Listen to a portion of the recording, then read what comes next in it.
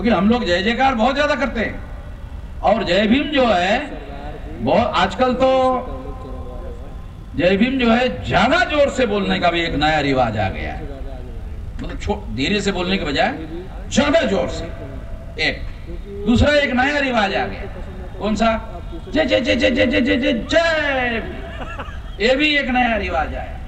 मैं दोनों में से कोई भी नहीं करता, दोनों में से एक भी काम नहीं करता। मैं यहाँ ऐलानिया बोल रहा हूँ, ये बोलने के लिए थोड़ा सुनने वाले लोगों को अच्छा नहीं लगता, मगर फिर भी मैं यही जोखिम और खतरा लेकर बोलते रहता हूँ। क्यों? क्योंकि मैं एक कैडर बेस ऑर्गेनाइजेशन बनाता हूँ, चलाता हूँ, और हमारे समाज को अगर आप बदलने का काम करना चाहते हो तो केवल मात्र एक विकल्प है कि आपको अपने समाज को संगठित करने के लिए कैडर बेस ऑर्गेनाइजेशन बनाना पड़ेगा। अब आरएसएस के विरोध में बोलते रहते हो, भाषण देते रहते हो, उनको कोई फर्क नहीं पड़ता। क्यों? कैडर बेस ऑर्गेनाइजेशन है, कम्युनिस्टों का कैडर बेस ऑर्गेनाइजेशन है, तो आरएसएस पर कोई असर नहीं पड़ता। आरएसएस को असर पड़ता है जब आपका कोई राष्ट्रीय स्तर का कैडर बेस ऑर्गेनाइजेशन हो और हर जिले में एससी एसटी ओबीसी के लोग, कोई वैचारिक सवाल होता है तो जिले में ही जवाब देने का काम करे, तहसील में ही जवाब देने का काम करे। यहां रामलीला मैदान में आकर जवाब देने के बजाय वही तहसील में और जिले में ही जवाब देने का काम करे, तब तो आप लोगों को बचाने का काम कर सकते हो, तब तो आप संविधान को बचाने का काम कर सकते हो।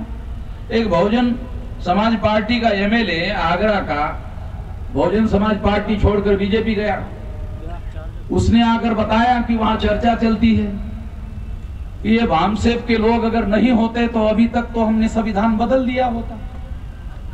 वो एमएलए वहां आगरा का बीएसपी छोड़कर गया बीजेपी, वहां मीटिंग में चर्चा होती है तो उसने आकर बताया, हमारे लोग उसके पास चंदा मांगने के लिए गए थे, तो है नहीं आपको चंदा नहीं देंगे। जब वहां संविधान बदलने की बात के रेफरेंस में वामसेव का नाम आया और कहा कि वामसेव नहीं होता ना तो अब तक तो बदल दिया होता, वो वापस आकर टेलीफोन किया हमारे लोगों को कि जरा आ जाओ तो। कहा क्यों? वो चंदा लेके जाओ।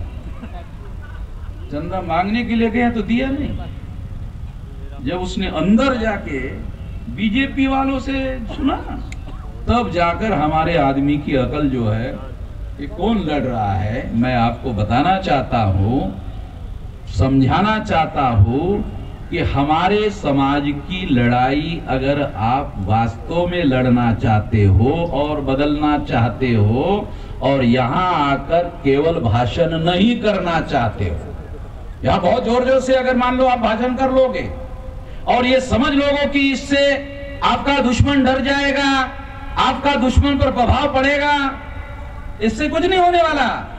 बहुत ज्यादा ताकतवर, बहुत ज्यादा शक्तिशाली लोग हैं।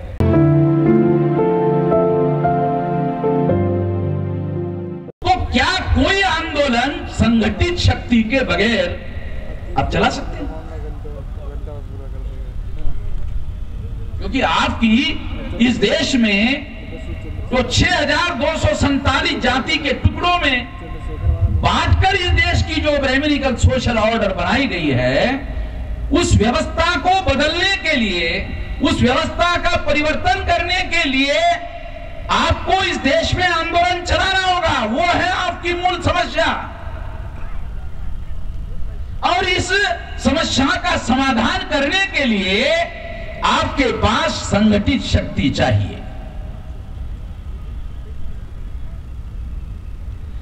आपके पास संगठनाएं हैं, संगठित शक्ति नहीं। क्योंकि यहां तो हमारे तमाम जो लीडर है उन लोगों की संगठनाएं तो है, नहीं है ऐसा थोड़ी है, मगर संगठित शक्ति नहीं है। जब काशीराम जी ने, क्योंकि काशीराम जी ने पहले महाराष्ट्र में काम शुरू किया था, तो महाराष्ट्र के लोग उनको बोलते थे, आप लोगों को मालूम नहीं है क्योंकि हम लोग उस समय काम करने वाले लोग कार्यकर्ता थे तो हमें मालूम है। लोग महाराष्ट्र के उनको क्या बोलते थे ये रिपब्लिकन पार्टी के जो टुकड़े हैं उसको आप इकट्ठा करो।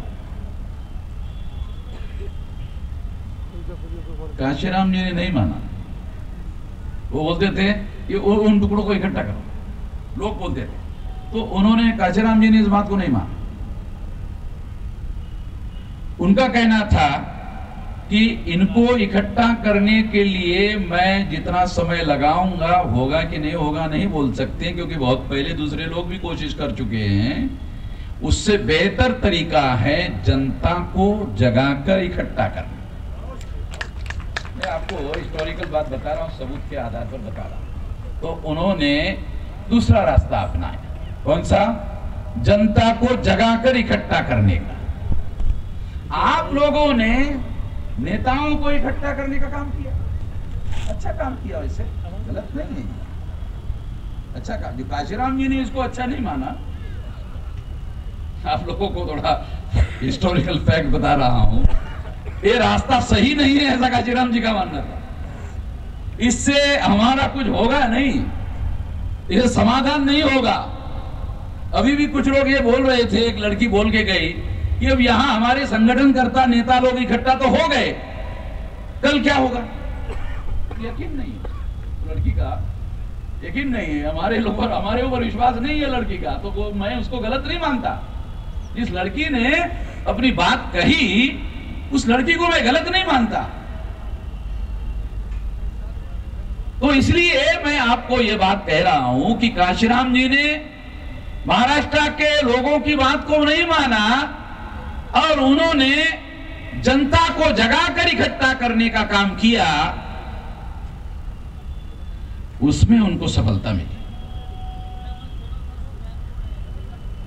काशीराम जी को उसमें सफलता मिली। अगर काशीराम जी को सफलता मिली तो मुझे लगता है कि ये सफलता हासिल करने वाला रास्ता है, इसको दूसरे लोग भी अपनाकर सफल हो सकते हैं। एक तो ये बात मैं आप लोगों को बताना चाहता हूं, लंबी बात किए बगैर। तीसरी बात, ये तीसरी कहकर समाप्त करना चाहता हूं।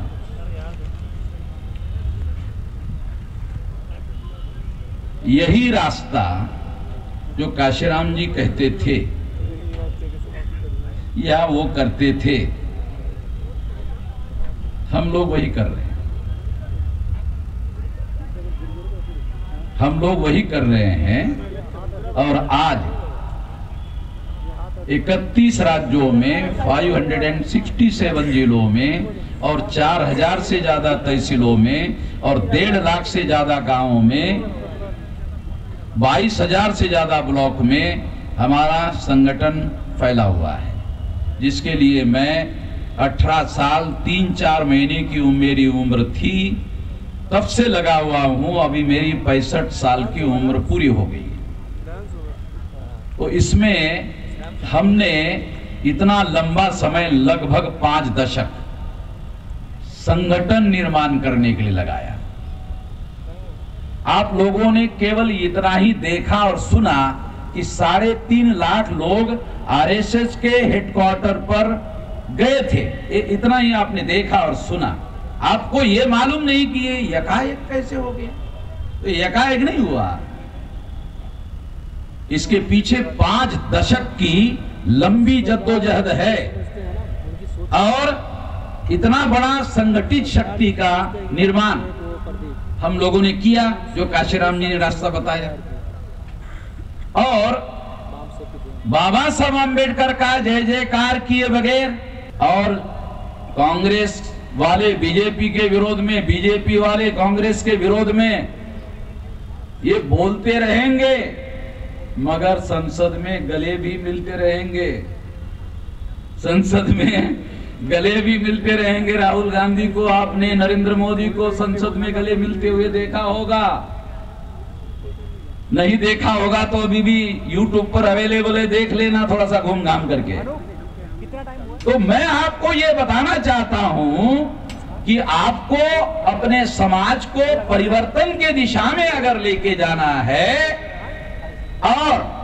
व्यवस्था अरे सारे देश भर में फैली हुई है गैर बराबरी की, अन्याय करने वाली गैर बराबरी की व्यवस्था फैली हुई है, तो आपके पास राष्ट्रव्यापी संगठन चाहिए और उस संगठन की संगठन शक्ति चाहिए।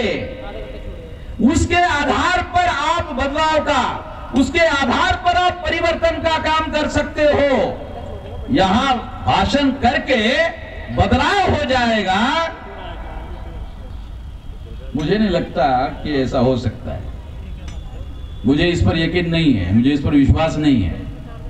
भाषण करना गलत है ये नहीं कह रहा हूं, भाषण करना गलत है ये नहीं कह रहा हूं, तो आप लोगों का मिसअंडरस्टैंडिंग हो जाएगा कि भाषण करना ही गलत। नहीं, मैं ये नहीं कह रहा हूं, मैं कह रहा हूं संगठन शक्ति के बगैर भाषण करना, इसका कोई रिजल्ट नहीं मिलेगा।